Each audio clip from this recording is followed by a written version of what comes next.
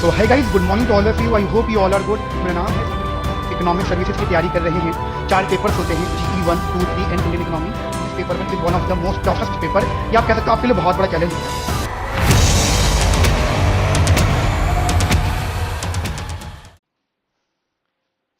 So hi guys, good morning to all of you. I hope you all are good.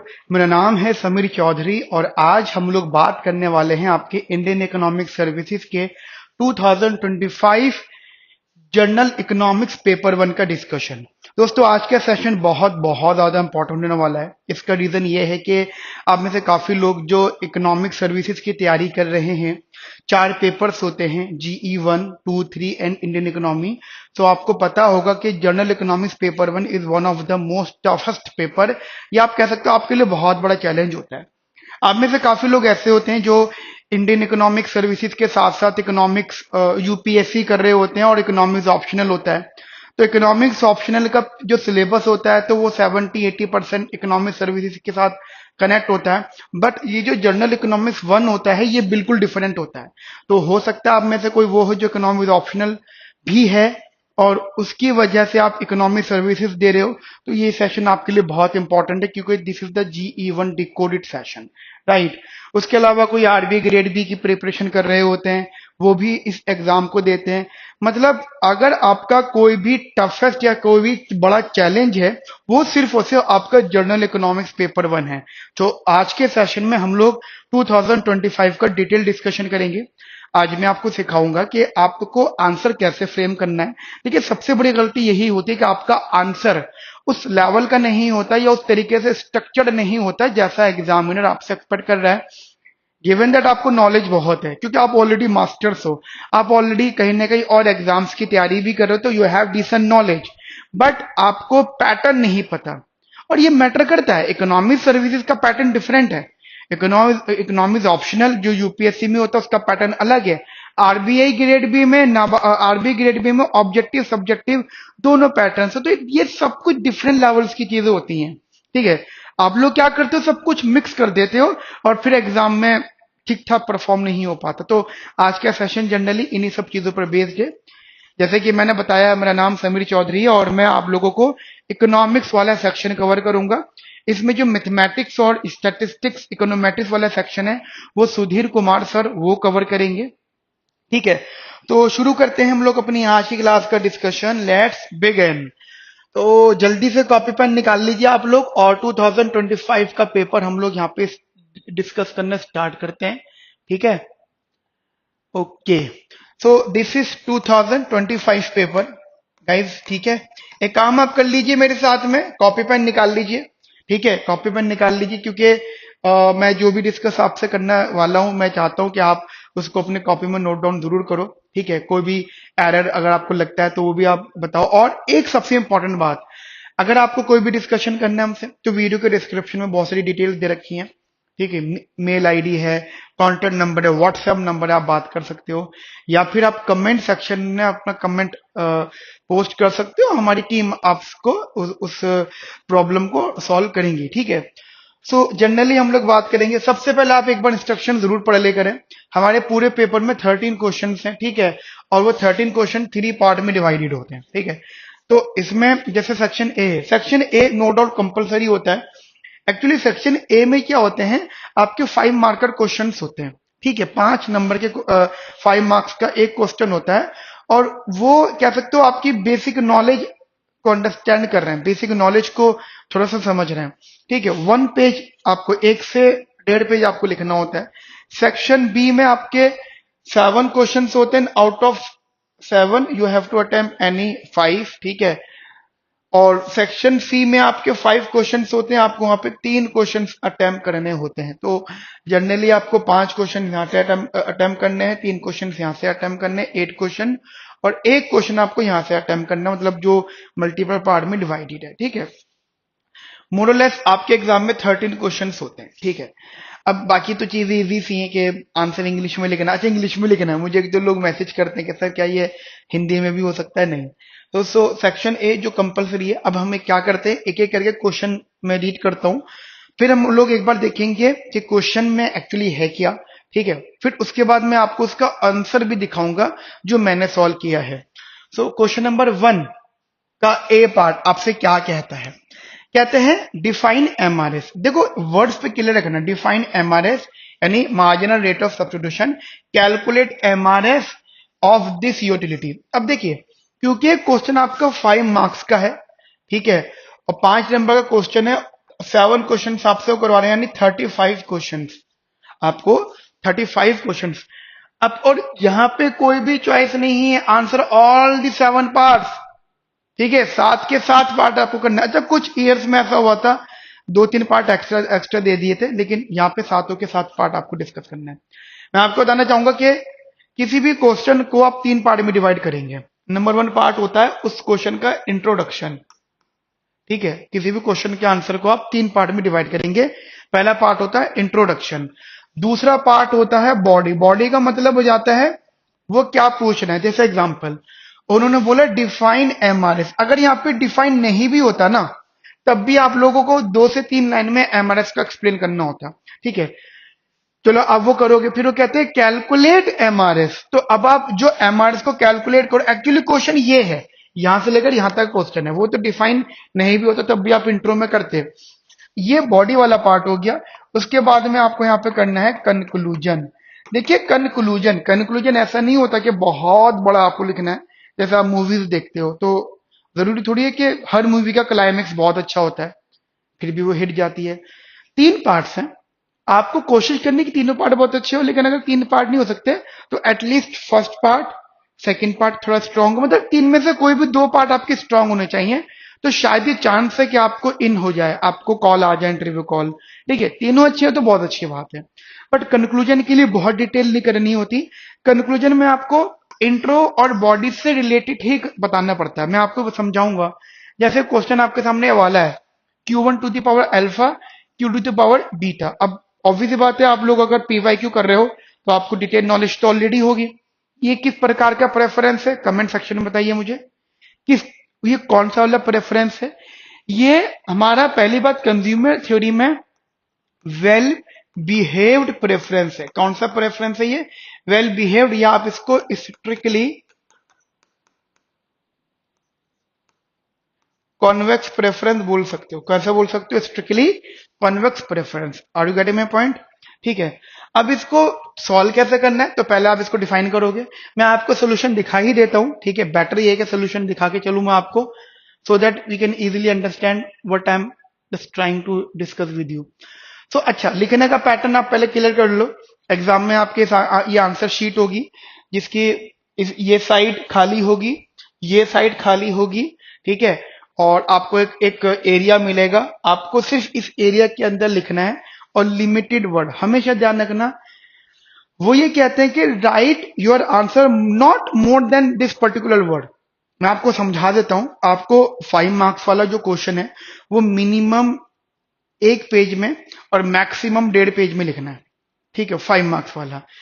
कुछ question 6 marks के हैं, तो वही minimum 1 page, maximum 1.5 page. कभी कभी ऐसा होता है कि कोई क्वेश्चन की रिक्वायरमेंट ज्यादा होती है, डेरिवेशन भी उसी में करना होता है, डायग्राम भी होता है, कुछ कंपेरिजन होते हैं, तो वो वहां पे एक एक्सेप्शनल केस है कि आप वहां पे बढ़ा सकते हो, क्योंकि आपको लगता है कि मेरा आंसर नहीं हो पाएगा इतने शॉर्ट में, तो आप बढ़ा सकते हो, लेकिन फिर भी वो लोग आपको लिमिट्स देते हैं, ठीक है। कोशिश करो कम से कम में लिखने की, ज्यादा से ज्यादा डिसेंट लिखने की, वही मैं आपको भी दिखाने वाला हूं, ठीक है। जो 8 नंबर के क्वेश्चन हैं उनमें हो सकता है कि आप 2 से 2.5 पेजेस भरें, कुछ क्वेश्चंस और ज्यादा होते हैं, तो वो डिपेंड करता है, ठीक है, वो वेरी करती है सारी चीजें। कोशिश ये करना है कि आपको मिनिमम 1 पेज बहुत डिसेंट बनना है, और 3 पेज तक आपको अपना आंसर फ्रेम करना है, ठीक है। ये मेरे तरीके हैं, स्ट्रैटेजी है, बाकी तो आप लोग ऑन द स्पॉट जो डिसीजन लोगे अपने लिए, ठीक है। तो क्वेश्चन नंबर 1 यही तो क्वेश्चन था। पहली चीज उन्होंने बोली थी डिफाइन एमआरएस, तो आप पहले क्या कर रहे हो दोस्तों? एमआरएस को डिफाइन कर रहे हो। बताइए क्या होता है एमआरएस? एमआरएस की फुल फॉर्म होती है marginal rate of substitution. Actually MRS consumer theory में एक फंडामेंटल कंसेप्ट होता है जो ये मेजर करता है कि कोई भी कंज्यूमर 2 गुड्स को किस तरीके से ट्रेड ऑफ फॉर्मेट पे लेकर आ रहा है। मतलब एक गुड गेन हो रहा है तो दूसरा सेक्रीफाइस हो रहा है, one gain another sacrifice. Trade off का मतलब ही होता है सैक्रिफाइस और गेन, ठीक है। यहां लिखना कुछ नहीं है, मैं सिर्फ आपको समझाने के लिए लिख रहा हूं, बट आपको नहीं लिखना।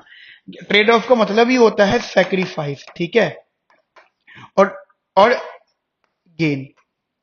क्योंकि सैक्रिफाइस वर्ड हो या गेन वर्ड हो, these both words are use when the commodities are good in nature. जब कमोडिटी आपकी गुड इन नेचर हो तभी आप इन दोनों वर्ड्स को यूज करते हो, है ना, sacrifice gain. And of a consumer is willing to make between the two goods, दो गुड मान लो, एक Q1 हो गया, एक Q2 हो गया, ठीक है। और दूसरी चीज, योर इंडिफरेंस कर्व रिमेन्स है। मान लीजिए आपने इंडिफरेंस कर्व बनाया है, ये ठीक है, ये Q2 है, ये Q1 है, ये इंडिफरेंस कर्व है। सो इंडिफरेंस कर्व पे ये वाला एक पॉइंट है, ये वाला एक पॉइंट है, ये वाला एक पॉइंट है। हर पॉइंट पे MRS की वैल्यू डिफरेंट आएगी, हर पॉइंट पे MRS की वैल्यू डिफरेंट आएगी। But the interesting point is that सारे MRS एक ही आई से पहले ही करेंगे, तो वही मैंने स्टेटमेंट आपको दी है। और तो गाइस मुझे इतना डिटेल डिस्कस नहीं करना है, क्योंकि पीवाई को डिस्कशन से मेरा फाउंडेशन का डिस्कशन है जो मैं आपसे कर रहा हूं। लेकिन क्योंकि it's a first lecture, first session of 2025 paper, तो थोड़ा डिटेल कर लेते हैं, ठीक है। सो नाउ ये हो गया इंट्रोडक्शन, ठीक है जी।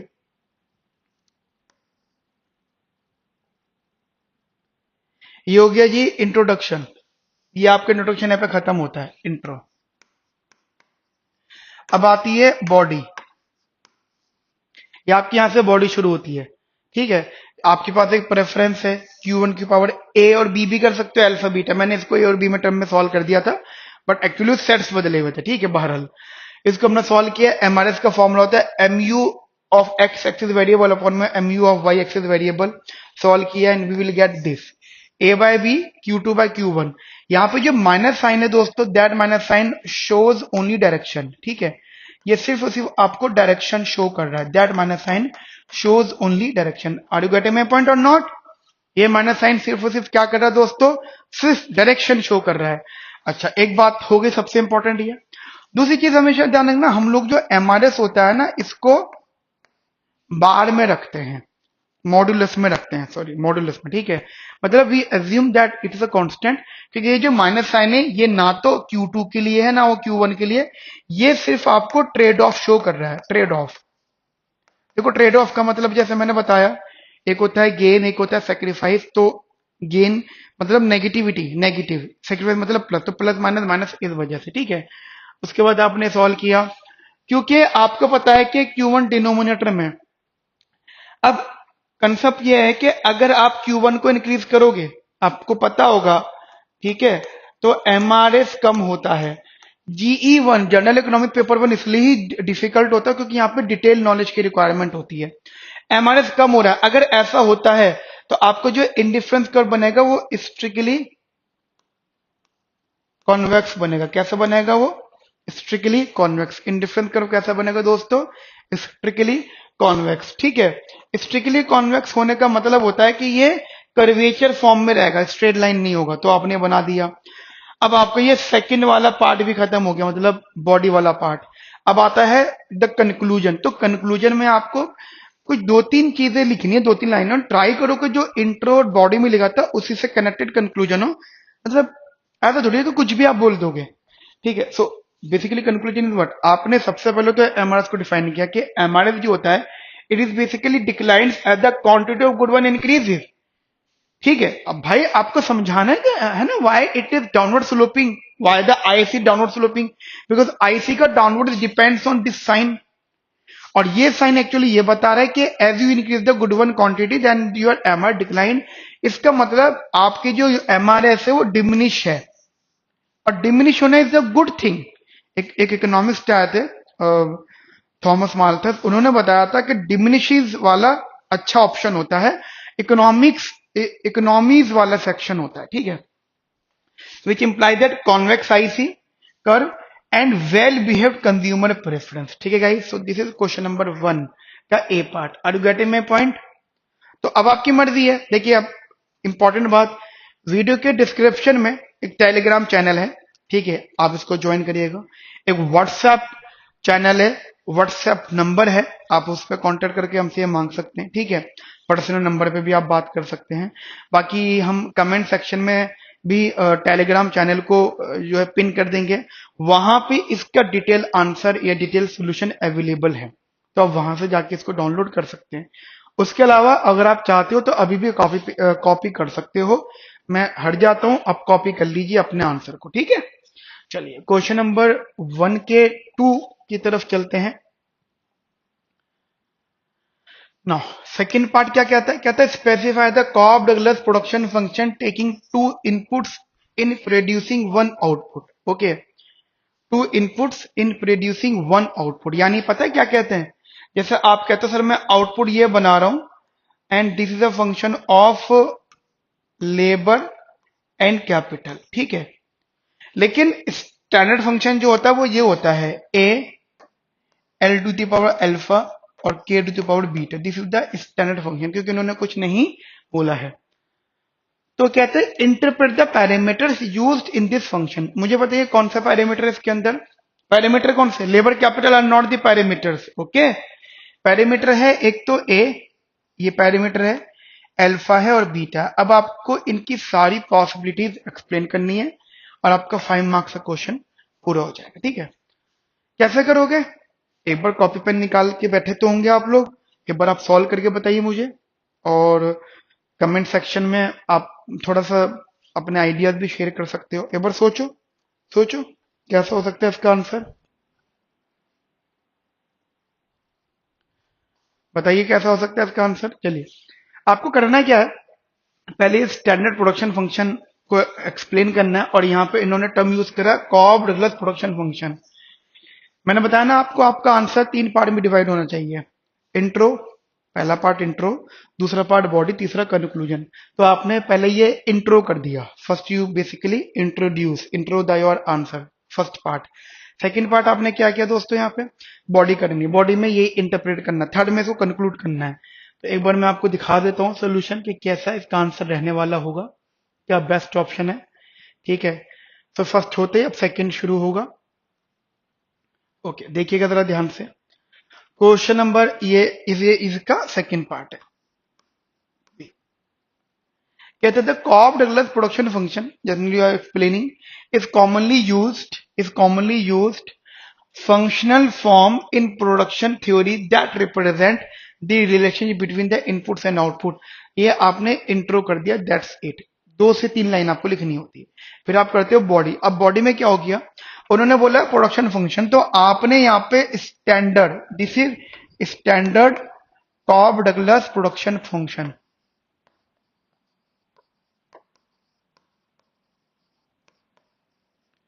This is standard Cobb Douglas production function, ठीक है।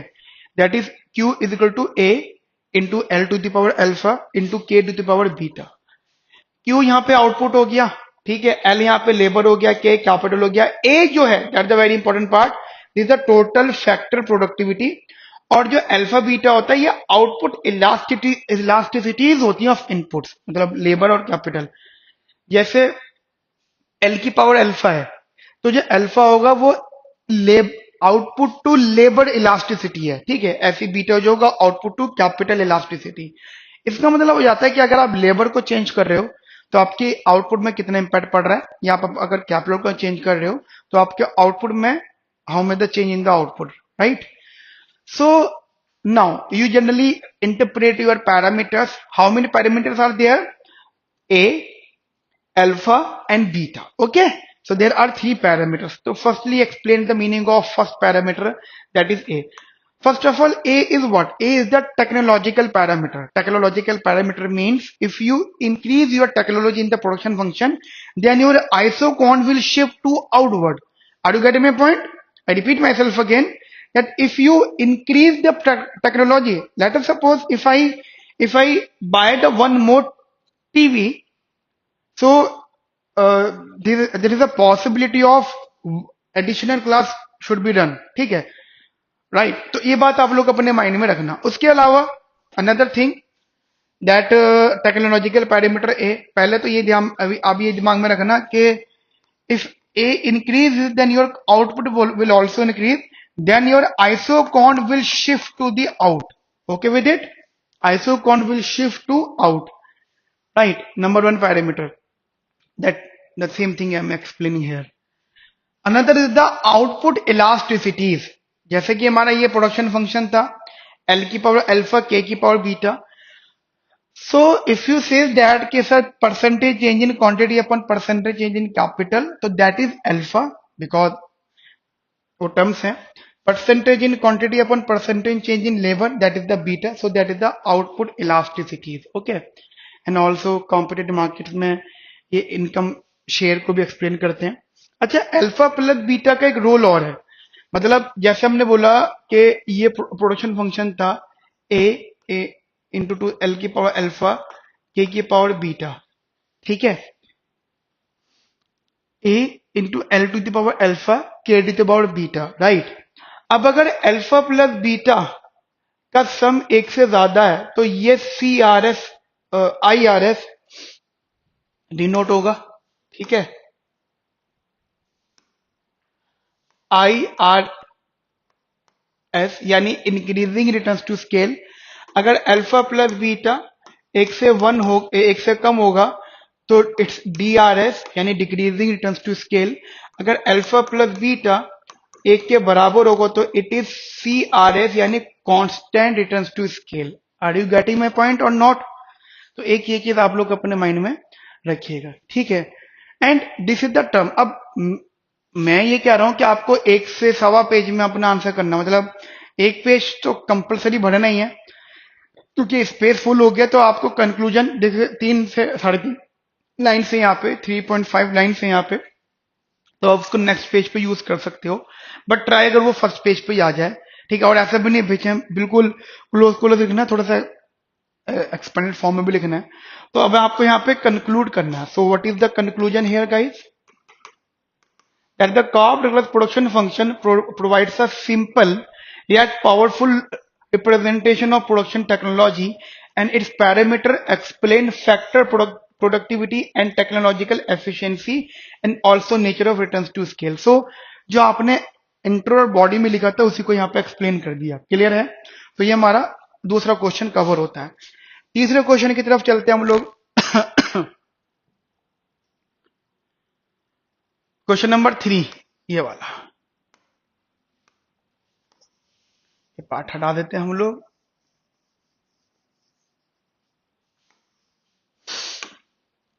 ठीक है, क्या कहते हैं? Comment on the role of conjectural variations in the determination of oligopoly equilibrium. देखिए यहाँ पे जो टर्म हमने लिखा है कंजक्चरल वेरिएशन, ये समझना बहुत जरूरी है. हमें पता है कि ऑलिगोपॉली में, ऑलिगोपॉली कह सकते हो आज, जैसे इम्परफेक्ट कंपटीशन हमारे 3 पार्ट में डिवाइड होते हैं. Monopoly, monopolistic competition and oligopoly. ठीक है, ऑलिगोपॉली में मतलब फ्यू सेलर्स होते हैं. अब आपको क्या लगता है, जैसे मोनोपॉली के केस में जो आउटपुट डिटरमाइंड होता है वो प्राइस, वो बेसिकली उसके प्राइसेस पे डिपेंड करता है, डिमांड कर्व पे डिपेंड करता है कि डिमांड का हॉरिजॉन्टल है, मतलब फ्लैटर है, स्टीपर है, कैसा है, वो सब चीजें उस पर डिपेंड करती है. ठीक है, मोनोपोलिस्टिक कंपटीशन पे भी कुछ ना कुछ ऐसे कनेक्टिविटी मैटर करती है. बट जो ऑलिगोपॉली होता है that is not only depends on the demand function. ठीक है, या रेवेन्यू सेंस उस पर डिपेंड नहीं करता. ऑलिगोपॉली में किसी भी फर्म का जो आउटपुट है वो डिटरमाइन करता है द अदर फर्म्स रिस्पॉन्स. ठीक है, अब जैसे कोका कोला और पेप्सी है, आपको पता है कि दोनों के प्राइसेस सिमिलर रहते हैं. ठीक है, सिमिलर पैटर्न पे रहते थे. मतलब अब तो खत्म हो गया उनका ये कंपटीशन, कैंपस जो आ गया, लेकिन पुरानी बात कर रहा हूं मैं. तो आपने कभी नोटिस करा कि अगर कोका कोला अपने प्राइस 2 रुपए कम कर दे तो उसकी सेल पर ज्यादा फर्क नहीं पड़ता था? या आज Campa comparatively Coca Cola Pepsi से, या फिर कोका कोला पेप्सी से जब वो लॉन्च हुआ था कैंपा, तो इन पे बहुत ज्यादा इंपैक्ट नहीं पड़ा था, बट बहुत ज्यादा इंपैक्ट नहीं पड़ा था क्योंकि जो लोग कोक पी रहे हैं, जिनका प्रेफरेंस है वो वही है. ठीक है, पेप्सी का प्रेफरेंस जो वही है. और आज तो multiple varieties of cold drinks आ गई हैं.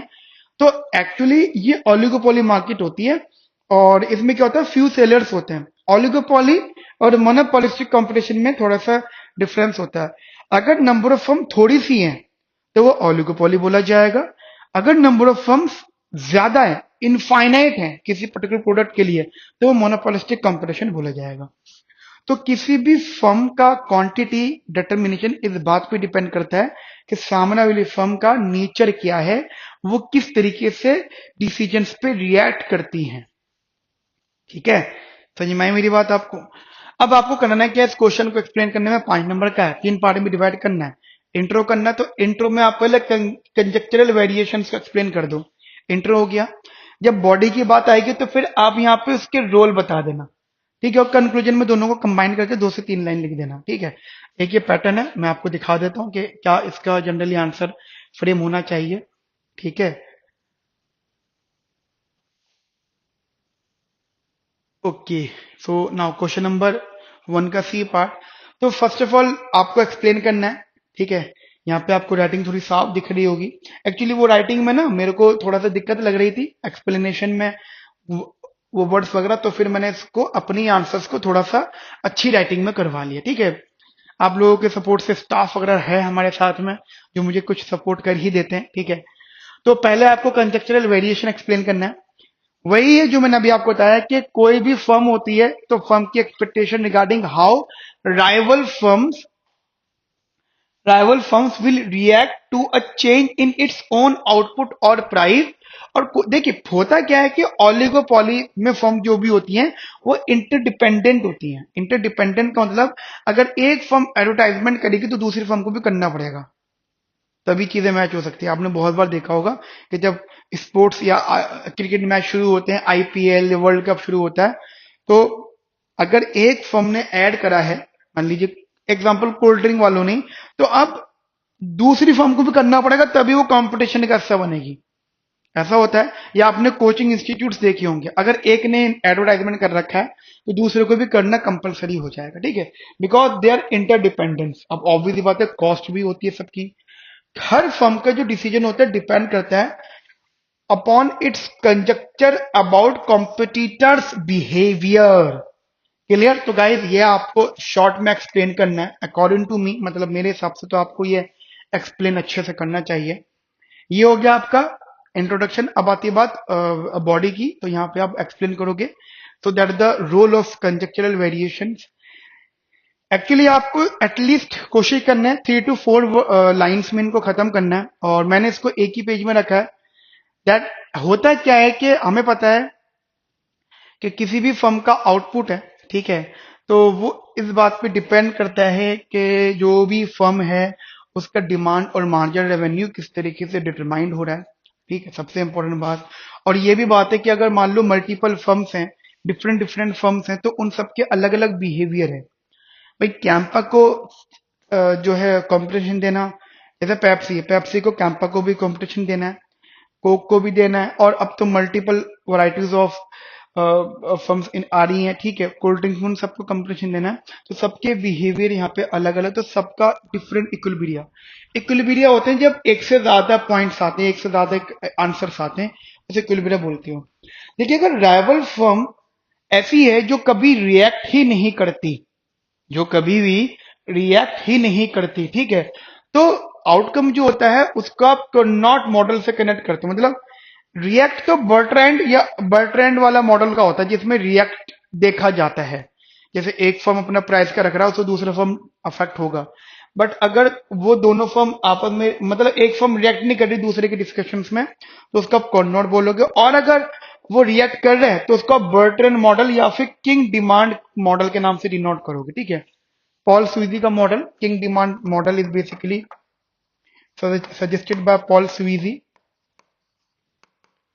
ठीक है, तो एक ये चीज आप लोग अपने माइंड में रखिएगा। तीसरा पॉइंट है conjectural variation influence equilibrium output price and profits. ये बहुत इंपॉर्टेंट बात होती है कि एक फर्म का रिएक्शन दूसरी फर्म के आउटपुट को भी अफेक्ट करेगा, प्राइस को भी अफेक्ट करेगा, एंड प्रॉफिट्स को भी अफेक्ट करेगा। जैसे मैंने एग्जांपल दिया है कैंपा का, ये प्रैक्टिकल एग्जांपल से। तो कैंपा जब आए तो जनरली मैं आपको बता देता हूं, उन्होंने जैसे जैसे कोक या पेप्सी था, 100 रुपीज में या 95 रुपीज में 2 लीटर कोल्ड ड्रिंक दे रहे थे।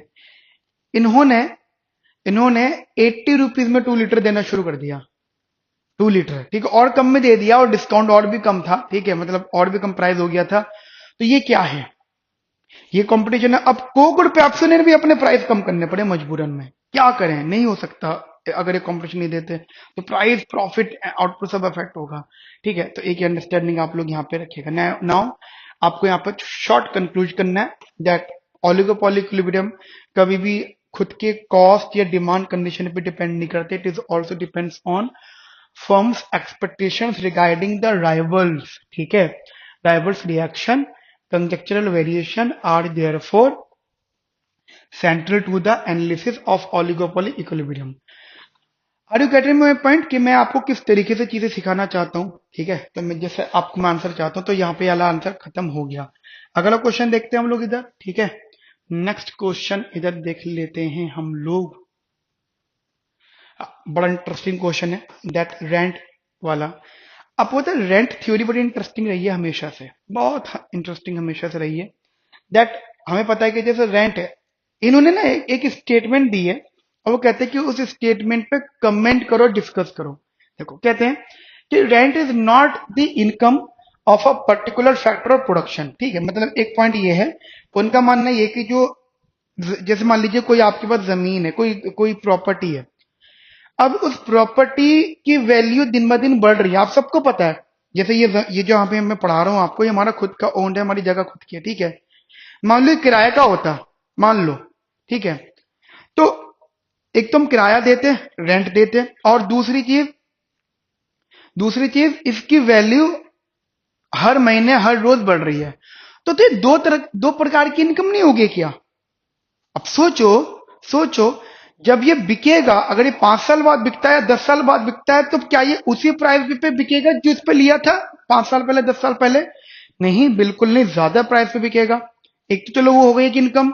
सेकंड थिंग, अगर 5 साल तक ये किराए पे दे रखा था तो एक वो भी एडिशनल इनकम। अब मोटे मोटे तौर पर 1 लाख रुपए का इसका किराया है, 5 साल बाद अगर हम इसको देते 12 पंजे 60, तो 60 लाख रुपए इसका किराया आता है। और अगर 5 साल में इसके ऊपर 1 करोड़ की वैल्यू इंक्रीज होती है, जैसे अभी ये 3 करोड़ का, और अगर 5 साल बाद 4 करोड़ का बिकता है, एग्जाम्पल मैं आपको दे रहा हूं, तो 1.5 करोड़ के आसपास यहाँ पे एडिशनल अमाउंट आ गया।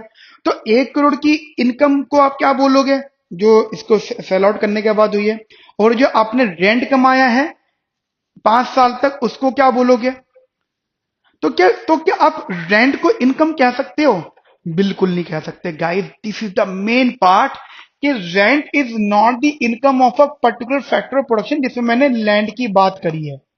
आई am generally discussing about the land, but mainly an aspect of income of any factor of production, but हम कह देते हैं। अभी अभी पॉइंट आ गया, कहते हैं डिस्कस। 5 मार्क्स का क्वेश्चन है। देखिए, 2 प्रकार की थ्योरी आई है रेंट को लेकर, एक है ट्रेडिशनल थ्योरी और एक है मॉडर्न थ्योरी। तो that is the modern theory guys, ठीक है। ये मॉडर्न थ्योरी है, समझ में आई मेरी बात? This is basically the modern theory. Are you getting my point और नॉट? ठीक है, तो अब आप इसको एक्सप्लेन करो, कैसे चीज एक्सप्लेन होंगी यहाँ पे, ठीक है जी। देखिए, हमारे हिसाब से जो मॉडर्न थ्योरी है, मॉडर्न थ्योरी के अकॉर्डिंगली जो रेंट होता है किसी भी लैंड का, किसी भी फैक्टर ऑफ प्रोडक्शन का, किसी भी चीज का, वो इनकम ना होकर सरप्लस अर्निंग होती है। इनकम तो होती है जैसे जैसे उसका एक ट्रांसफर पेमेंट जो हो जाता है। अभी मान लो कोई पर्सन है इसको इस्तेमाल कर रहा है, तो जो मतलब जो चीज उसको मिलनी चाहिए वो मुझे ट्रांसफर कर रहा है, ठीक है। एक तो होती है ट्रांसफर इनकम, एक होती है सरप्लस। रेंट जो होता है वो एडिशनल है, इस प्रॉपर्टी की जो वैल्यू बढ़ रही है वो ट्रांसफर इनकम है, लेकिन इसके ऊपर वैल्यू के साथ साथ जो मैं रेंट ले रहा हूं वो सरप्लस इनकम है। समझ में आई मेरी बात आपको? देखो, मैंने यहाँ पे बड़ा प्यारा आंसर लिखा है। देखिए, मॉडर्न थ्योरी ऑफ रेंट जो होता है, हमारे उसके हिसाब से जो रेंट होता है उसको हम अज्यूम मान के चलते हैं सरप्लस अर्निंग। अब इसको इनकम नहीं बोलते। अच्छा, अंडरलाइन भी करी मैंने, कुछ चीजें दिमाग में रखना, ठीक है। Of any particular factor of production, modern theory के अकॉर्डिंगली जितने भी फैक्टर्स होते हैं जो कोई भी अमाउंट रिसीव करते हैं, ट्रांसफर अर्निंग या कोई भी payment about the minimum level, about the minimum amount, ठीक है, उसको आप यहाँ पे इकोनॉमिक रेंट का नाम देते हो, मॉडर्न थ्योरी है। तो पहला तो क्वेश्चन यही हो गया, मतलब पहला तो डिस्कशन यही होगा कि it is not the income, it is a surplus earning. और उस चीज को अगर आप मॉडिफाई करते हो थोड़ा सा, तो that is known as the economic rent. Are you getting my point? ठीक है। अब थोड़ा सा इकोनॉमिक रेंट को एक्सप्लेन करो। Economic rent is the difference of what, the actual earning minus the transfer income और ट्रांसफर अर्निंग। ठीक है, अभी मैं डायग्राम से बताऊंगा आपको। देखिए, कोई भी फैक्टर हमेशा एक minimum level of amount receive करता है, वो डिजर्विंग अमाउंट होता है। जैसे एक मोनोपॉलिस्ट होता है, आपको पता है मोनोपॉलिस्ट जो होता है, जैसे मान लीजिए आपने हल्दीराम में जाके गोलगप्पे खाए। तो एक बार मैं गया था अभी कुछ टाइम पहले, 2.5-3 महीने पहले अपनी वाइफ के साथ, तो उन्होंने गोलगप्पे वहां पे खिलाया था। तो वहां पे 180 रुपए की प्लेट थी गोलगप्पे की। ठीक है, बहुत सारे गोलगप्पे थे, बहुत सारे थे। या और चलो किसी और डिसेंट प्लेस पे कह दो, हयात में कह दो, हयात जो होटल है वहां पे कह दो आप। ठीक है, वहां तो और महंगा होगा, 400-500 रुपए से ऊपर का। मैं वहां तो गया ही नहीं कभी, मैं एग्जांपल दे रहा हूं। अब आप मुझे बताओ, वही सेम अमाउंट ऑफ गुड, गोलगप्पे, अगर आप बाहर से खाते हो, मैं ये नहीं कहता कि बिल्कुल ठेली पे से खा रहे हो बेकार से, थोड़ी सी ठीक ठाक दुकान से खा रहे हो, तो कॉस्ट में डिफरेंस होगा। तो एक तो हो गए ट्रांसफर इनकम। अब उसके ऊपर एडिशनल जो जा रहा है वो उसका प्रॉफिट है या रेंट है, हल्दीराम वाले का या हयात वाले का, उसको आप दोगे, बोलोगे that the surplus income, surplus earning, that is known as the rent. ये मैं बोलता हूं कि मोनोपोली कभी भी इनकम नहीं कमाता, वो हमेशा एक रेंट ले रहा है मार्केट से, मार्केट में रहने का। तो ध्यान रखना इस चीज को। ठीक है, अब थोड़ी सी इसके इम्प्लीकेशंस बताओगे। जैसे कि आपने बोला कि rent can be arise for land, labour, capital and entrepreneurship. और हमेशा ध्यान रखना, जो लैंड होता है, क्योंकि मैंने मान लीजिए मेरे पास जमीन है, तो वो इलास्टिक, उसकी क्वांटिटी फिक्स रहेगी। भाई एक जमीन आपने किराए पे ली है, यही है, हमारा इंस्टीट्यूट है, तो ये हर रोज बढ़ थोड़ी रहा है, ये प्राइस के हिसाब से कम ज्यादा थोड़ी हो रहा है, ये कांस्टेंट रहेगा।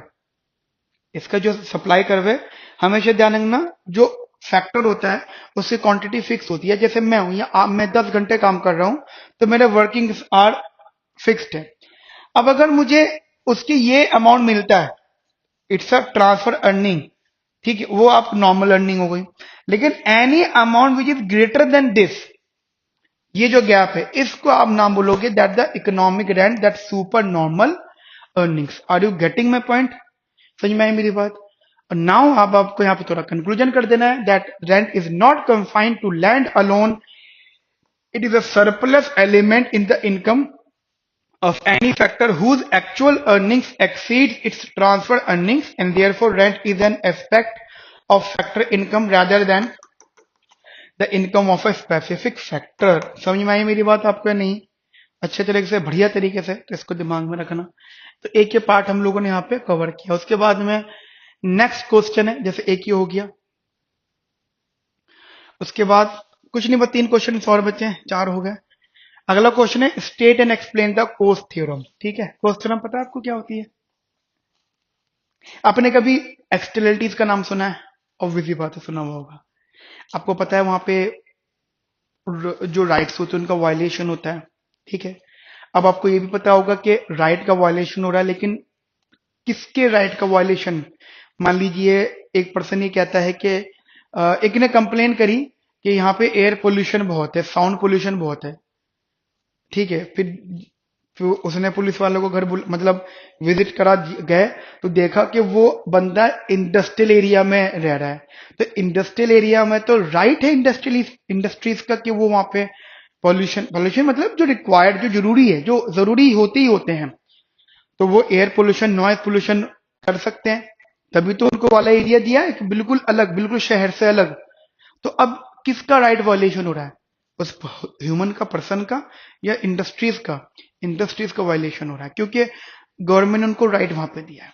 हाँ, कोई अगर हमारे रेसिडेंशियल एरिया में आके काम कर रहा है, वहां से प्रॉब्लम क्रिएट कर रहा है, तो हम उसकी कंप्लेन कर सकते हैं। उसी चीज को हम लोग यहाँ पे अभी एक्सप्लेन करेंगे। ठीक है, 3 पार्ट में डिवाइड करना आंसर को। आई होप आप पैटर्न तो समझ गए होंगे। मेन पैटर्न समझना होता है दोस्तों, तो पहले आपको जो है कोस थ्योरम का एक्सप्लेन करना है। देखिए कोस थ्योरम, क्योंकि बहुत छोटा सा क्वेश्चन है इसका इंट्रो में, क्योंकि एक ऐसा टॉपिक है जिसके ऑथर के बारे में आपको बताना पड़ेगा। जैसे ऑथर रहे रोनाल्ड कोस 1960 में, ठीक है, एक बार ये डेट्स कंफर्म कर लेना। ठीक है, डेट्स का थोड़ा सा वेरिएशन रहता है कभी कभी। ठीक है, state that if property rights are clearly defined and transaction cost are zero। हम assumption ले रहे हैं ट्रांजेक्शन कॉस्ट जीरो है और property right assigned clearly, parties can negotiate among themselves to achieve an efficient allocation of resources irrespective of the initial assignment of property rights। भाई concept यही है कि जैसे मैं इंस्टीट्यूट आया हूं, मेरे इंस्टीट्यूट के बाहर, मतलब क्योंकि रोड पे इंस्टीट्यूट है हमारा, मतलब रोड से कनेक्टेड है, तो मेरी गाड़ी की जगह पे मान लीजिए किसी और की गाड़ी खड़ी हुई है, तो मैं ऑब्वियस मतलब मैंने तो पार्किंग चार्ज दिया है ना अपने इंस्टीट्यूट का, मतलब अपने इंस्टीट्यूट के बाहर मेरी गाड़ी खड़ी हो सकती है, और अगर मेरे कोई स्टूडेंट हैं एक लिमिटेड स्पेस पे हो सकती है, बट वहां पे एक अननोन गाड़ी खड़ी हुई है, तो मैं एक्शन ले सकता हूं, मैं बोलूंगा जी हटाओ इसको, है ना, हटाओ इसको। पहले प्यार से मोहब्बत में बोला जाएगा, उसके बाद थोड़ी सी बात बढ़ भी सकती है। ठीक है, तो ये बात है, लेकिन बाद में मुझे पता लगता है कि ये हमारे एक फैकल्टी है, उन्होंने कल ही न्यू गाड़ी ली है या सेकेंड हैंड जो भी गाड़ी ली है, मुझे नहीं पता, वो पहली बार मैंने गाड़ी देखी, वो उनकी गाड़ी है, तो क्या अब मैं हटा सकता हूं? पहले हटाने की बात कर रहा था, बट अब नहीं हटा सकता ना, क्योंकि यहाँ पे प्रॉपर्टी राइट क्लियरली असाइन हो गया। अब यहाँ पे नेगोशिएशंस होंगे। नेगोशिएशंस का मतलब हो जाता है दोस्तों कि नेगोशिएशंस का मीनिंग होता है कि एडजस्टमेंट। ठीक है, एडजस्टमेंट, जैसे मैं बोलूँ एग्जांपल, उनकी खड़ी हुई है तो मैं कहीं और खड़ी कर लूंगा, लेकिन क्या किसी और के लिए ऐसा हो सकता था? नहीं। तो प्रॉपर्टी राइट का मतलब यही होता है। और एफिशिएंट एलोकेशन, एफिशिएंट एलोकेशन मतलब कोई नाराज ना हो, कोई यहाँ पे वर्ड्स ऑफनेस ना हो, everyone become better of. Everyone become better of का मतलब हो जाता है कि अगर आप वहां से डेविएट करते हो तो one will be better of, other will be verse of. वो एफिशिएंट एलोकेशन को बोलते हैं हम लोग। अब ये आपने इंट्रो कर दिया, अब उन्होंने कहा था स्टेट एंड एक्सप्लेन, तो अब आपको क्या करना है? इंट्रो करना है, फिर वो कोस थ्योरम एक्सप्लेन करनी है। ये तो हो गया शॉर्ट इंट्रोडक्शन कोस थ्योरम के बारे में। अब ये आएगा कोस थ्योरम की स्टेटमेंट कि एक्चुअली उसका मीनिंग क्या होता है। इंट्रो नहीं है, मीनिंग क्या होता है। ठीक है, फीचर्स आप कह सकते हो। दैट होता क्या है कि मान लीजिए कहीं पर एक्सटर्नलिटी एग्जिस्ट कर रही है, और एक्सटर्नलिटीज का मतलब हो गया कि जैसे मैंने बोला गाड़ी खड़ी हुई है किसी की, तो वो एक्सटर्नलिटी है, मुझे अफेक्ट हो रहा है। ठीक है, अब मैं क्या करूंगा, ऑब्वियस बात है वो चीज अफेक्ट करेगी, तो यहाँ पे क्या होगा कि जो पर्सन होगा, अगर वो मेरा जानकार है, तो वो हमारी म्यूचुअली बेनिफिशियल डिस्कशन हम करेंगे, हमारा सोल्यूशन जो होगा म्यूचुअली बेनिफिशियल होगा। और ऐसा नहीं है कि मैं बात बात पे पुलिस को बुलाऊंगा या गवर्नमेंट या कोर्ट केस करूंगा। ऑब्वियसली बात है ये सब चीजें नहीं होनी है। किसी और की खड़ी हुई तो बाइज्जत वो हटा लेगा, या मैंने किसी और की जगह के सामने वो लिखा होता ना, नॉर्मल हमारे घर के बाहर, जैसे मैंने भी लगवा रखा था, पहले हटवा दिया, एक छोटा सा बोर्ड के गेट के आगे गाड़ी खड़ी करना मना है, ऐसा लिखवाते हैं ना। ये प्यार मोहब्बत से किया गया सोल्यूशन है। ठीक है, बार्गेनिंग इस सेंस में। ठीक है, प्रोवाइडेड बार्गेनिंग इज कॉस्टलेस, क्योंकि आप किसी को मना कर रहे हो या डिस्कशंस कर रहे हो, तो उसमें ऐसा नहीं है कि लड़ाई झगड़े होंगे। ठीक है, अजम्पशन यहाँ पे चार सबसे इंपॉर्टेंट रखनी है, जैसे प्रॉपर्टी राइट जो है क्लियरली स्पेसिफाइड होना चाहिए, किसकी जगह है, क्या इस्तेमाल हो रहा है। ट्रांसैक्शन कॉस्ट, ऐसा नहीं है कि कार को हटाने के लिए खर्चा लग रहा है, ठीक है, नहीं, ट्रांसैक्शन कॉस्ट वहां पे जीरो रहना चाहिए। इकोनॉमी में परफेक्ट इंफॉर्मेशन अवेलेबल हो, जैसे मैंने बोला कि मुझे ये नहीं पता था कि वो जो कार खड़ी हुई वो हमारे यहाँ के इंस्टीट्यूट की एक सर की कार है, मुझे नहीं पता था, मैं अपनी गाड़ी खड़ी कर रहा हूँ। ठीक है, मुझे नहीं पता तो यहाँ पे फिर प्रॉब्लम हुई ना फिर। दैट मीन्स वट, ऐसा नहीं होना चाहिए, परफेक्ट इंफॉर्मेशन होनी चाहिए। और यहाँ पे एक चीज और होती है, अभी तो फिलहाल हम लोग दो डिस्कस करें, मान लो 6-7 लोग और आगे का नहीं, हम भी खड़ी करेंगे यहाँ पे गाड़ी, तो that is not the good thing, small number रहनी चाहिए। ठीक है, अब एक बेसिक अंडरस्टैंडिंग आपको यहाँ पे देनी है। ठीक है, बेसिक अंडरस्टैंडिंग एक पेज मिनिमम आपको फिल करना है दोस्तों, कोशिश करनी है। इलिस्ट्रेशन के तौर पे आप समझाओगे दैट, मान लीजिए कोई फैक्ट्री है, एग्जांपल देना जरूर है क्योंकि उन्होंने बोला स्टेट एंड एक्सप्लेन। कोई फैक्ट्री है और वो क्या कर रही है, फैक्ट्री जो है कुछ स्मोक जो है एमिट हो रहा है। ठीक है, तभी तो बोलते हैं रेसिडेंशियल एरिया में नहीं खुलेंगी इंडस्ट्रीज वगैरह। अब वहां के जो रेसिडेंट्स है उनका राइट है क्लीन एयर का, लेकिन फैक्ट्री जो है वो क्लीन एयर नहीं कर पा रही। नाउ आपने बहुत बार देखा होगा कि बहुत सारे इलाकों में जो फैक्ट्री इंडस्ट्रियलिस्ट होते हैं, और अगर वो ऐसे एरिया में हैं, रेजिडेंशियल एरिया में होते हैं, तो वो सोसाइटल बहुत अच्छे काम कर रहे होते हैं, ठीक है, मतलब वो सोशल वर्कर बहुत अच्छे होते हैं, बना के रखते हैं लोगों से दोस्ती बना के रखते हैं, ठीक है। तो वो क्या करते हैं, कॉम्पनसेट करेंगे, ठीक है, जिससे कि लोग उनको कुछ पॉल्यूशन करने की परमिशन दे दें। ये बड़ी इंपॉर्टेंट बात होती है। अगर फैक्ट्री का, अब ये तो था कि अगर लोगों का राइट था, या दूसरा पॉइंट है अगर फैक्ट्री का राइट टू पॉल्यूट, और कोई रेसिडेंशियल पर्सन, कोई पर्सन अगर वहां पे जाके रह रहा है, ठीक है, इंडस्ट्रियल एरिया में, now he will basically compensate to the factory to reduce the emission. या तो वो छोड़े अपनी जगह वहां से, या उनको कॉम्पनसेट करे। कॉम्पनसेट मतलब ये नहीं कि बहुत पैसा देते हैं, कुछ ना कुछ तो डिस्कशन होते हैं, ठीक है, बार्गेनिंग। ये डायग्राम अपने माइंड में रखना, हमेशा ध्यान रखना, ये सब चीजें इस बात पे डिपेंड करती है, what is the marginal benefit and what is the marginal social cost. Marginal benefit होता है कि जो पॉल्यूशन कर रहा है उसका फायदा, मार्जिनल, हर पॉल्यूशन पे। Marginal social cost, why we use the social के पॉल्यूशन, क्योंकि हम अभी पॉल्यूशन को इस साइड पे देख रहे हैं कि वो प्रॉब्लम है, ठीक है।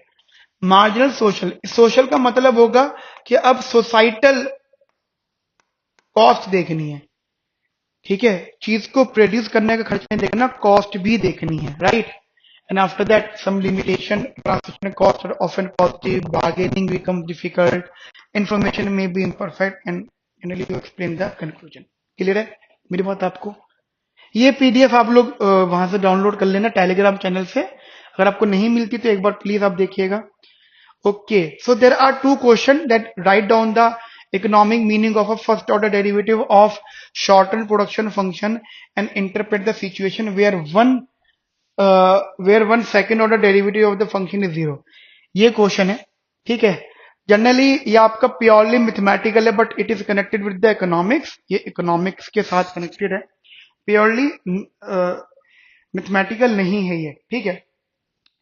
तो एक अंडरस्टैंडिंग आप यहां पे रखिएगा। तो write down the economic meaning of first order derivative of a short run production function. तो आपको यहाँ पे इकोनॉमिक मीनिंग एक्सप्लेन करना है। तो एक बार मैं आपको आंसर दिखा देता हूं कि कैसे मैंने इसको एक्सप्लेन किया है।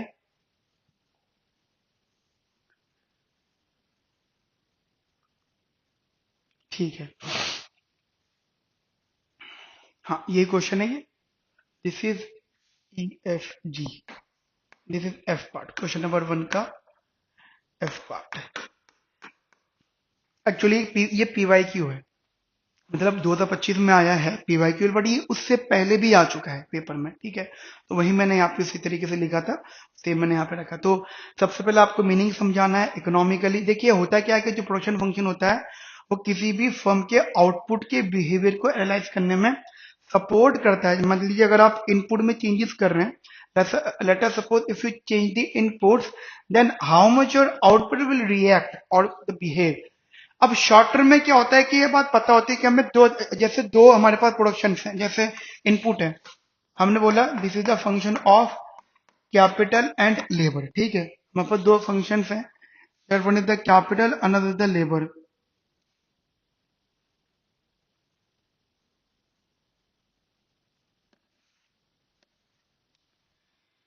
ठीक है, तो एक इनपुट को मैं कैपिटल लूंगा, ओ सॉरी कांस्टेंट लूंगा, और दूसरा वेरिएबल। तो शॉर्ट रन में क्या होता है, ये कांस्टेंट रहता है।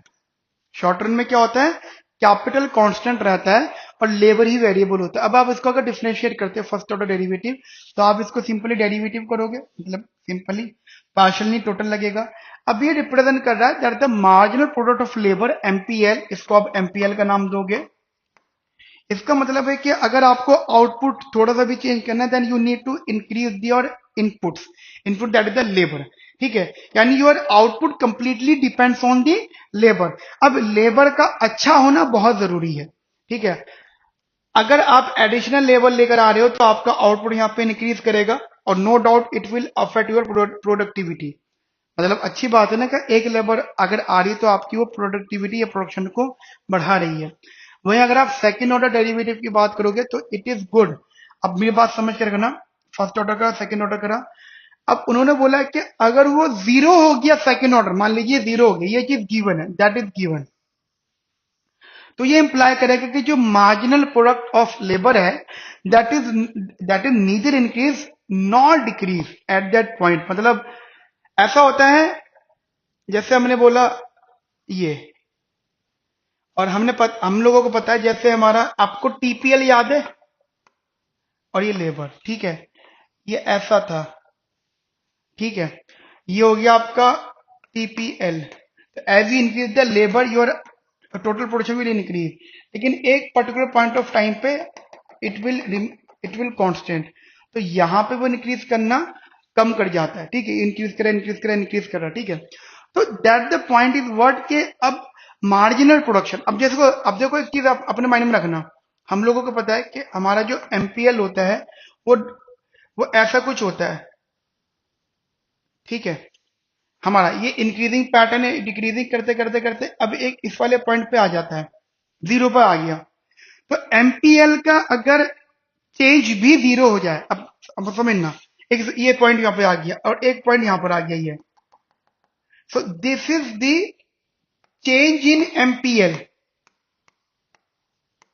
या फिर D Q square D L two. समझ में आई मेरी बात? तो ये पॉइंट है, तो यहाँ पे ना तो एमपीएल बढ़ रहा ना एमपीएल कम हो रहा, ठीक है। तो एक ही अंडरस्टैंडिंग आप लोग यहाँ पे रखिएगा। एंड ऑल्सो इस पॉइंट को इकोनॉमिकली भी denoted as a point of inflection, क्योंकि ये आप सोच रहे हो सर ये हमेशा पॉसिबल होगा, नहीं, क्योंकि आपने कभी भी एमपीएल इस तरीके का नहीं बनाया है। ये आपका तब पॉसिबल होता है जब वो पॉइंट इन्फ्लेक्शन पॉइंट कहते हैं जब जब इक्वेशन में क्यूबी को मान लीजिए ऐसा होता that Q is equal to function of labour is equals to L का क्यूब, अगर ये ऐसा होता तो इन्फ्लेक्शन पॉइंट होता, इसका डबल डेरिवेटिव किसी पर्टिकुलर पॉइंट ऑफ लेबर पे जीरो होता। ये दिमाग में आप लोग यहाँ पे रखिएगा, ठीक है। यहां तक मेरी बात आपको समझ में आ गई गाइस, अच्छे से बढ़िया से। अब इसका लास्ट क्वेश्चन देख लेते हैं। देखिए ये क्वेश्चन नंबर 1 हमारे यहाँ पे कंप्लीट हो जाएगा। तो इस सेशन में मैं आपके साथ क्वेश्चन नंबर 1 डिस्कस कर रहा हूँ। इसके अगले सेशन में क्वेश्चन 2, फिर क्वेश्चन 3, मतलब दो दो क्वेश्चन लेके चलूंगा, क्वेश्चन 2 और 3 एक साथ, 4 और 5 एक साथ, 6 7 एक साथ, क्योंकि बड़े बड़े क्वेश्चन है ना, ठीक है। नेक्स्ट क्वेश्चन है that is explain why adjusted are square is important for testing the goodness of fit of a regulation model.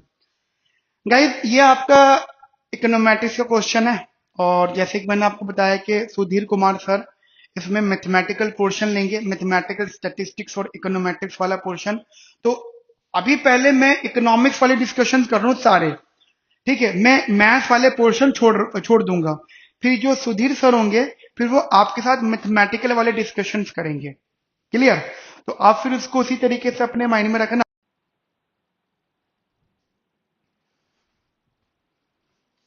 ठीक है। अब ये वाला पार्ट हम लोग डिस्कस करना, दैट इज इसका जी पार्ट, कहते हैं explain why adjusted are square is important for testing the goodness of fit of a regression model.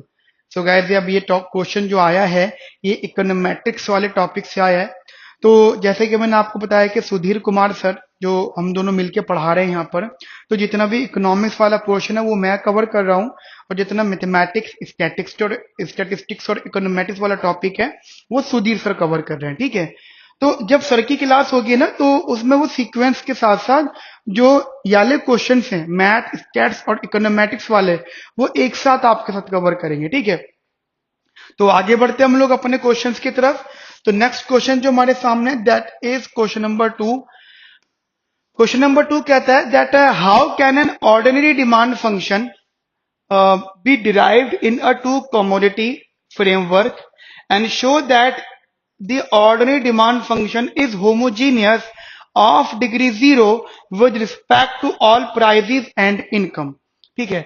तो पहली बात का ये क्वेश्चन 10 मार्क्स का, टोटल 18 नंबर के क्वेश्चन से ये 10 मार्क्स का क्वेश्चन है। तो लिखने का पैटर्न वही रहेगा दोस्तों, फर्स्ट आपको इंट्रो करना है, सेकंड आपको बॉडी एक्सप्लेन करनी है, और थर्ड आपको कंक्लूजन करना है।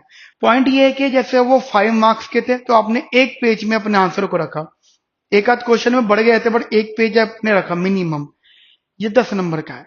तो 2 पेज मिनिमम होने चाहिए। अब यहाँ पे 2 पेज मिनिमम, 2 से ज्यादा पेज हो जाए वो डिपेंड करता है आपके आंसर पे, आपकी लेंथ पर, आंसर की लेंथ पर, या क्वेश्चन की रिक्वायरमेंट पर। इस क्वेश्चन में आपको पहले ऑर्डिनरी डिमांड फंक्शन को एक्सप्लेन करना है, ठीक है, और फिर उन्होंने बताया कि कैसे वो टू कम्युनिटी फ्रेमवर्क से कैसे डिराइव होता है। आप कोई भी एग्जांपल लेके बात करोगे, फिर ये शो करना है कि जो ऑर्डिनरी डिमांड फंक्शन होता है उसकी जो डिमांड वैल्यूज होती हैं, डिमांड्स होती हैं, वो होमोजीनियस होती है of degree 0 with the prices and income. ठीक है, तो इसको सॉल्व करते हैं हम लोग, जैसे कि मैंने बताया सॉल्व करने का pattern here it is. Okay, तो नेक्स्ट क्वेश्चन है ये सुधीर सर वाला पार्ट रहेगा, ठीक है, आपके साथ डिस्कस करेंगे। नाउ क्वेश्चन नंबर 2, एक बार मेरे साथ में अंडरस्टैंडिंग कर लेना। पहले आपको क्या करना है, इंट्रो, तो ये जो पोर्शन रहने वाला होगा दैट इज इंट्रो पोर्शन दोस्तों, ठीक है, that is the intro portion.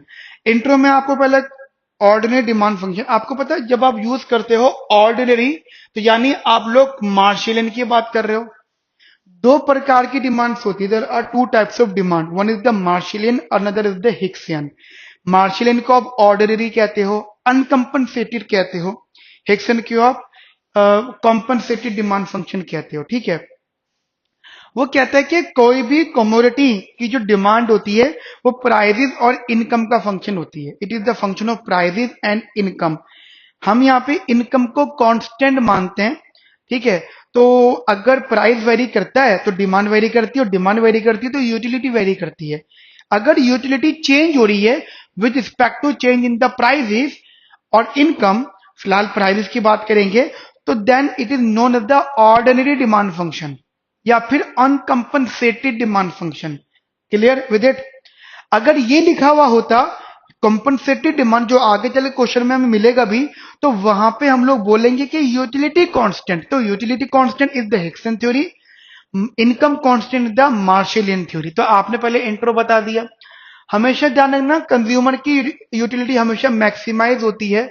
जो हम लोग बात करते, जैसे हम बोलते हैं कंज्यूमर की यूटिलिटी है, ठीक है, it is a function of what, X and Y.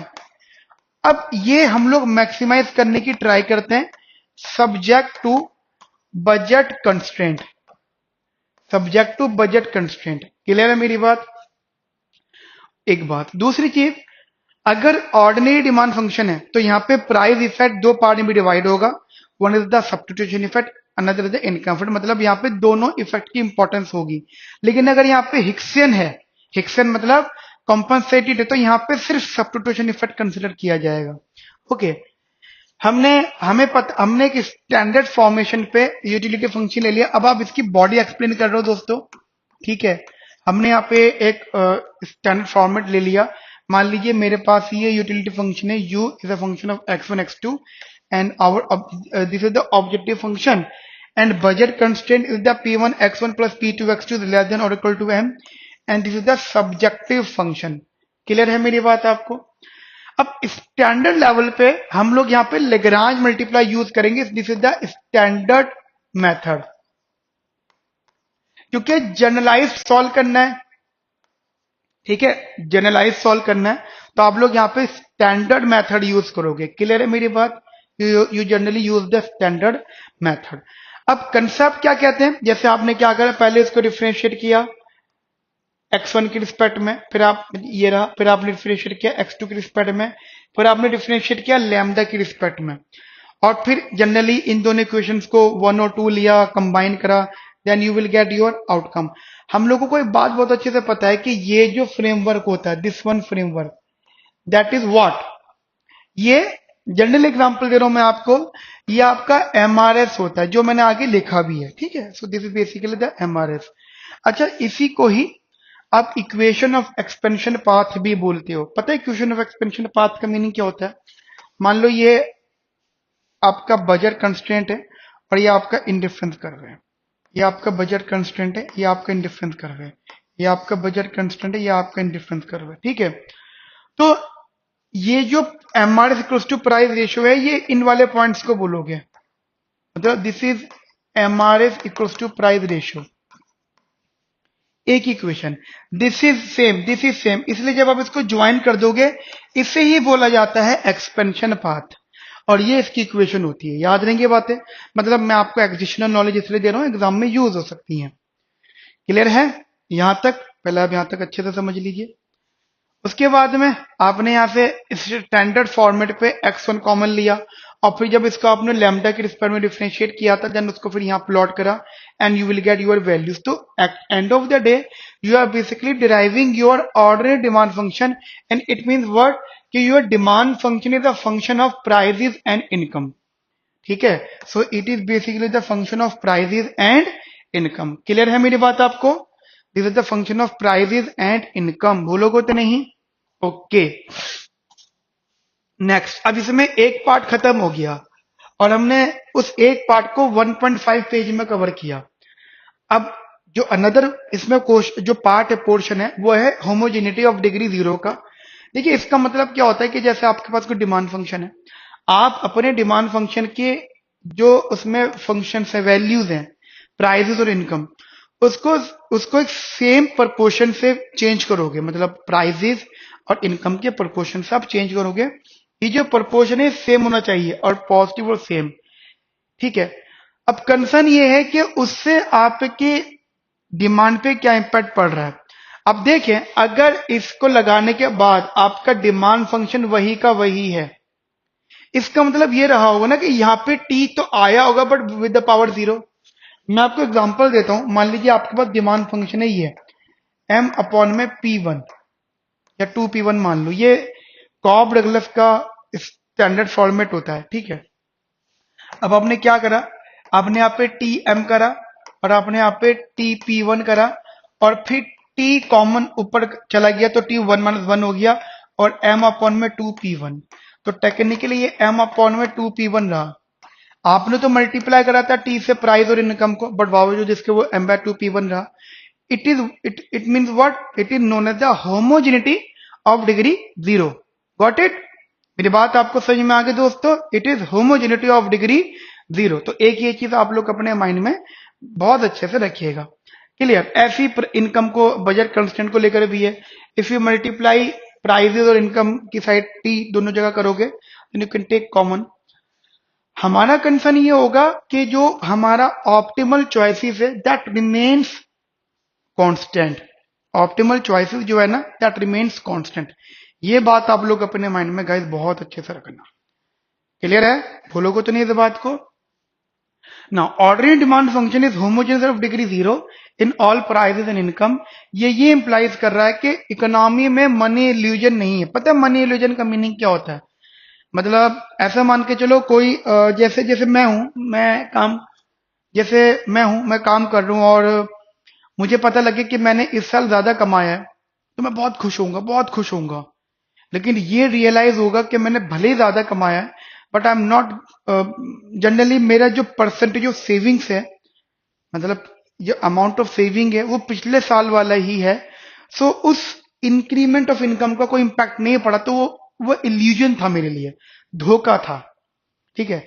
या आप ऐसा मान लो कि तुम्हारा पेपर कभी कभी बहुत आसान आ गया, यू आर हैप्पी, क्या मजा आ गया, पेपर बहुत अच्छा गया। फिर ये जब पता लगा कि पेपर मेरा अच्छा नहीं गया है, सभी लोगों का अच्छा गया है, सभी लोग खुश हैं, और फिर आपको ये भी रियलाइज हुआ है कि मार्क्स अभी भी उतने ही आए हैं जितने पहले आए थे जब पेपर टफ हुआ करता था, जब जितने मार्क्स आए थे, और जब पेपर इजी है जब जितने मार्क्स आए दोनों सेम है, तो आपको लगेगा कि तो ये इल्यूजन हो गया ना, ये तो धोखा हो गया, मार्क्स तो तुम सेम ही दे रहे हो, क्या तुम आसान दो पेपर टफ दो। तो वही कंसेप्ट मैं आपके साथ यहाँ पे अभी डिस्कस कर रहा हूँ। ठीक है, तो एक ही अंडरस्टैंडिंग आप लोग मेरे साथ में यहाँ पे रखिएगा। तो इस 10 मार्क्स के क्वेश्चन को आप कोशिश करोगे 5 मार्क्स के क्वेश्चन को एक पेज में कवर करने की, 10 मार्क्स के क्वेश्चन को 2 पेज में कवर करने की, ये आपकी कोशिश रहेगी। हो सकता है 5 मार्क्स का क्वेश्चन 1.5 पेज 1.5 पेज ले जाए, और 10 मार्क्स का क्वेश्चन 3 पेज ले जाए, एक मतलब 2.5 पेज टू 3 पेज। तो ये आप लोग दिमाग में रखना। ये जो मैं पेजेस की इंपॉर्टेंस समझा रहा हूं ना, that the main reason behind के मार्क्स कटते भी हैं। ठीक है, मार्क्स कटवाने भी नहीं है ना आपको। उसके बाद में नेक्स्ट क्वेश्चन है हमारे पास में, या बड़ा इंटरेस्टिंग क्वेश्चन है, दैट क्वेश्चन नंबर 2 का बी पार्ट, ये वाला पार्ट हमने कर लिया। ये जो क्वेश्चन है आपका रिवील्ड प्रेफरेंस से है। रिवील्ड प्रेफरेंस पता है आपको? सैमुअल्सन थ्योरी, ठीक है, रिवील्ड प्रेफरेंस। यहां पे आप डिमांड कर्व को बनाए बगैर लोगों की प्रेफरेंसेस की या लोगों की चॉइसेस की बात करते हो। Sometime people's choice depends on the prices and also हम लोग डिमांड कब नहीं बनाते। जैसे जैसे मान लीजिए कोई व्हीकल है। अब वे अब आप मान लीजिए कार खरीद रहे हो, तो कार खरीदने में अगर आपके नॉन प्रेफरेंस कार 1 लाख रुपए सस्ती है लेकिन आप उससे प्रेफर नहीं कर रहे, मतलब वहां पे कोई डिमांड फंक्शन नहीं है, इंडिफरेंस कर्व नहीं है, तो क्या आप उधर की तरफ चले जाओगे? कभी नहीं जाओगे, क्योंकि कार कार लेने के बारे में सोचने लग्जरियस फीलिंग आती है ना। आप कभी कभी बड़े बड़े रेस्टोरेंट में खाना खाने जाते हो, जैसे मैं जाता हूँ, आप जाते हो, सब लोग जाते हैं, तो क्या वहां पे जाके वो चिंदी फना होता है, मतलब जो जो कंजूसी टाइप वाली बातें होती है, नहीं ना। वहां पे हम 300 रुपए की, 400 रुपए की कोल्ड ड्रिंक पी लेते हैं। बाहर वही cold drink same amount maximum 30, 40 या 50 रुपए में आ जाएगा, बट वहां पे 400, 500 रुपए में आती है। कभी आप करते हो? क्यों नहीं करते? क्योंकि वहां पे आपका आईसी मैटर नहीं कर रहा। वहां पे आपका वहां पे मतलब प्राइजेस, हाई प्राइस वाला मैटर नहीं कर रहा, आपकी चॉइस है। समझ में आई मेरी बात? तो देखो, ये मल्टीपल थ्योरीज होती है, इनमें अपनी अलग अलग अंडरस्टैंडिंग होती है। तो एक इकोनॉमिक्स थे जिनका नाम है सैमुअल्सन, ठीक है, उन्होंने रिवील्ड प्रेफरेंस थ्योरी दी और बहुत फेमस थ्योरी है। 3 प्रकार की थ्योरीज आई है अभी तक, मार्शल थ्योरी, हिक्सन थ्योरी और रिवील्ड प्रेफरेंस थ्योरी। तो ये रिवील्ड प्रेफरेंस थ्योरी है, पढ़ लेते हैं एक बार। कहते हैं consumer is observe to purchase x equal to 10, y equal to 5 at price px equal to 1 and py equal to 3, and the consumer is also observed to purchase x equal to 9 and y equal to 3 and px equal to 2 and py equal to 2। मतलब इन्होंने एक consumer के, अ consumer is observe, दोनों उसके bundle दिए with their prices. Is the behaviour of the consumer consistent with the axiom of revealed preference? बस, बहुत बहुत इजी क्वेश्चन है। आपको करना है क्या, मैं आपको पहले समझा देता हूं। आपको generally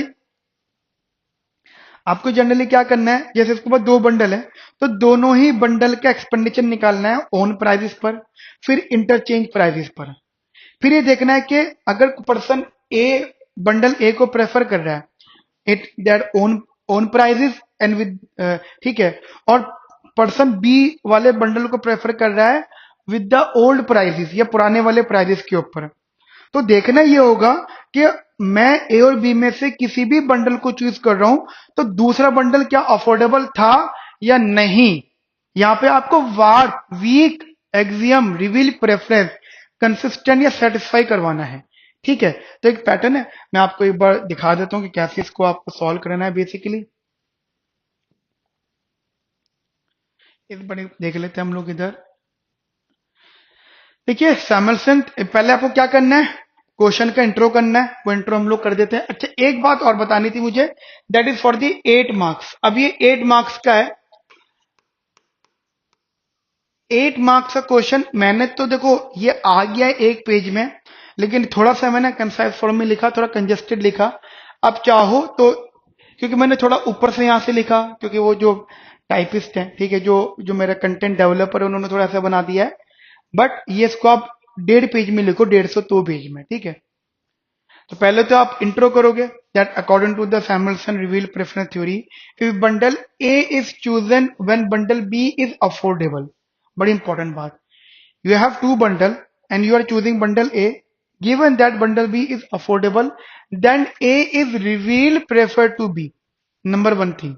Number two thing, consumer behavior is consistent if it satisfy the worth। ठीक है, अब वही समझना वार्प का मतलब क्या होता है। देखो मान लो मेरे पास में 2 बंडल है, जैसे दिए हैं, बंडल 10,5, 9,3, और इनके प्राइजेस दे रखे हैं। अब मैं यहाँ पे 2 स्टेप में इसको सॉल्व करूंगा। पहले मैं क्या क्या करूंगा, चॉइस ऑफ ए की बात करूंगा। अगर कंज्यूमर जो है ए को चूज कर रहा है, ठीक है, अंडरस्टैंडिंग रखना, तो 10,5 एट दिस प्राइजेस है। अब मैं इस पर खर्चा देख लूंगा, तो 1 into 10, 5 into 3, तो इट इज 25। अब मैं अगर बंडल बी की बात करता हूं, cost of B at the same prices, ये वाला बंडल कितना था, 9,3। अगर मैं 9,3 को इस वाले प्राइजेस पर रख लूं, तो 9 1 9 3 3 9, ये हो गया अराउंड 18। ठीक है, अब देखो हमारे पास you are choosing bundle A, given that bundle B is affordable. Bundle B was affordable when person A when the person chosen the bundle A, it means what, ये जो है पर्सन रिवील्ड प्रेफर कर रहा है B से ए को। ठीक है, तो ये हो गया आपका स्टेप नंबर 1। स्टेप नंबर 2 में you are generally talking about if the person choose B. अगर वो बी को चूज कर रहा है तो पहले वो उसका खर्चा निकाल लेगा, इट्स 24। अब अगर वो ए को चूज कर रहा है तो एट द सेम प्राइजेस, जैसे क्या थे वो, इट वॉज 10,5 10,5 पे वो इस वाले प्राइस पर निकाला, तो इट इज द 30। अब सोचो जब उसने ए बंडल को चूज किया तो bundle B was affordable at the same price, मतलब बंडल ए वाले प्राइस पर अफोर्डेबल था। बट उसने जब बी बंडल चूज किया तो वहां चूज करने के पॉइंट पे bundle A at that same price, इस वाले प्राइस पे वॉज नॉट अफोर्डेबल। तो bundle A was not affordable when B was chosen. अब कंसर्न ये है कि सर क्या यहाँ पे वार्प जो है इनकंसिस्टेंट हो रहा है, कंसिस्टेंट हो रहा है, क्योंकि वार्प यहाँ पे सेटिस्फाई होना चाहिए। अब सोचो यहाँ पे जनरली एक बात समझना, पहले तो आप ये समझ लो कि वार्प का वायलेशन कब होता है। वार्प का वायलेशन ये होता है, एग्जाम्पल अगर पर्सन जो है वो ए को प्रेफर करे बी से और बी को रिवील प्रेफर करे ए से, यानी इसका मतलब ए और B give the same importance to the person, यहां पे आपका वार्प वायलेट होगा। लेकिन अगर आप यहां पे देखते हो तो यहां पे वाली बात नहीं आई है। यहां पे इसलिए नहीं आ रही है क्योंकि पर्सन ने ए को प्रेफर करा बी से, एक कंडीशन है जब वो अफोर्डेबल था तो ठीक है, ए इज प्रेफर देन बी। लेकिन जब वो बी को प्रेफर कर रहा है ए से तो ये कंफर्म है कि ए वॉज नॉट अफोर्डेबल। ठीक है, कंसर्न ये रखो कि ऐसा नहीं है कि अफोर्डेबल दोनों चीजें दोनों सिचुएशन में तब वो बदल रहा है ना, बिल्कुल ना। उस केस में देखो स्टेप नंबर 2 में अफोर्डेबल नहीं है इसलिए वो प्रेफर कर रहा है, यहां पे अफोर्डेबल है तब भी वो उसको प्रेफर नहीं कर रहा। ठीक है, तो यहाँ पे वर्ब सेटिस्फाई हो रही है, कॉन्ट्रडिक्शन नहीं है। कंक्लूजन में आप यहाँ पे रखोगे that the consumer never chooses bundle B when bundle A is affordable, the weak axiom reveal preference is satisfied, therefore the observed behaviour is consistent with the axioms of reveal preference. देखिए इसको answer करने के बाद आप एक box बना के जरूर रखना, सो दैट आप एग्जामिनर को बता पाओ कि भाई यहाँ पे तुम्हें चीजें रखनी है, समझनी है। ठीक है, that is the consumer behaviour is consistent with reveal preference theory, तो इसको हम वर्ब सेटिस्फाई कहते हैं। समझ में आई मेरी बात आपको? सो गाइज बेसिकली आज के सेशन में हम लोगों ने कवर किए हैं 2 क्वेश्चंस। आई थिंक दोनों बहुत इंपॉर्टेंट क्वेश्चंस थे, क्वेश्चन नंबर 1 एंड 2। ठीक है, तो एक हमने ये क्वेश्चन कवर किया है कंप्लीट, अराउंड 1.5 आवर की क्लास हो गई होगी उसके आसपास ही, और एक हमने डिस्कस किया क्वेश्चन नंबर 1। अब इसकी जो नेक्स्ट क्लास होगी उसमें, क्योंकि क्वेश्चन नंबर 1 में बहुत सारे क्वेश्चंस थे, ठीक है, अराउंड 6 क्वेश्चंस थे, 7 तो मैंने कराया नहीं, और फिर 2, तो इसलिए थोड़ी लंबी क्लास हो गई, इसलिए आज मैं 2 रख रहा हूँ। इसकी नेक्स्ट क्लास में I will try to cover 3 to 4 questions, और फिर 3 सेशंस में मैं इसको क्वेश्चन को इस पेपर को कवर कर दूंगा। तो आज के लिए हम इतना रखते हैं, मिलते हैं नेक्स्ट सेशन में। Have a nice day, thank you, bye bye, take care.